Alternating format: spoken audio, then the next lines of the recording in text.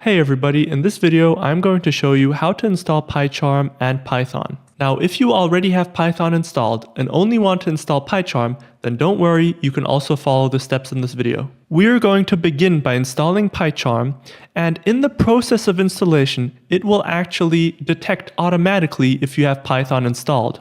And if it detects that you do not have Python installed, it will install it for you automatically. And before we jump in, I do want to mention that this guide is only for Windows. Okay, the first thing you're going to do is you're going to open a new browser window and you're going to Google PyCharm download. Then you're going to click on the first entry that appears, and this will take you to the download page of PyCharm. Now, if you intend to use Python commercially, you might want to be interested in downloading the professional version, but over here, we're going to stick to the community version. So now you're going to click on download and you'll see that a small pop-up appears on the bottom left-hand side of your screen. Now you'll just have to wait a moment until the download is complete. I've gone ahead and fast forwarded the footage so that we don't have to wait that long. Alright, so once the download has completed, you want to go ahead and click on it. And at the same time, we don't need the browser anymore, so we can go ahead and close that down. Next, you'll see a window with the installation setup appear. So you want to go ahead and press next over here. And the subsequent window that appears will ask you where you want to install PyCharm. Now I'm just going to leave it at the default location and press next over here again. Then in the next window, you'll have a couple of installation options that appear. Now I am going to choose two of these options. The first one I want to choose is the update of the path variable. This will allow me to run Python code from the Windows terminal. And the second option that I am going to tick is the shortcut on my Windows desktop. After you selected the desired options, you want to click on next.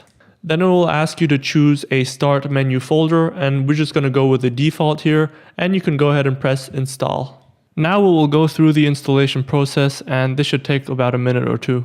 Alright, so in this very last dialog box that appears, you're going to have to choose if you want to reset now or reset later. I'm going to do it later and press finish. And at the very end of this, you'll see that I have a small icon that has been created in the top left-hand corner of my desktop. And when you open PyCharm for the very first time by clicking on the icon, it's going to run you through a couple of dialog boxes. First, it's going to go ahead and ask you if you have read the privacy policy, and you're going to, of course, read it through thoroughly, just like I am doing over here, and press confirm. Then they're going to ask you if they can collect data from you. I don't want that to happen, so I'm going to press don't send. And it's going to go ahead and launch the community edition of PyCharm. Although we have already successfully installed PyCharm, we still need to take care of Python, the programming language. So let's go ahead and click on New Project, and one of two things is going to happen. If you do not have Python installed, you'll see this small note pop up at the bottom of the dialog box. Now, if you do have Python installed, that note won't pop up and you're ready to go and you don't need to continue watching. But since we don't have Python installed and want to install it, we need to pay close attention over here. You can see that the second bullet point says click create to download and install Python. So that is super helpful and we want to go ahead and do just that. So let's go ahead and click on create. And now you'll see an installation box pop up telling us that Python is installing.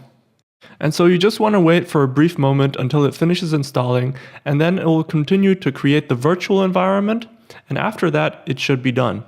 Alright, so now we have successfully installed PyCharm and Python, and you can see that the first project comes with a bit of example code. And just to show you guys that it really works, we can go ahead and run this. We can do this by simply pressing the green arrow in the top right hand corner of the screen. As soon as we do this, a small box pops up at the bottom and executes the code, which in this case is simply a print of the text Hi PyCharm. And just to prove to you guys that we definitely have Python installed on our machine, we can simply go to the Start menu, and you'll see that among the recently added programs, you'll have the Python module, idle, and the Python manual. Alright, I hope this video helped. If you have any questions,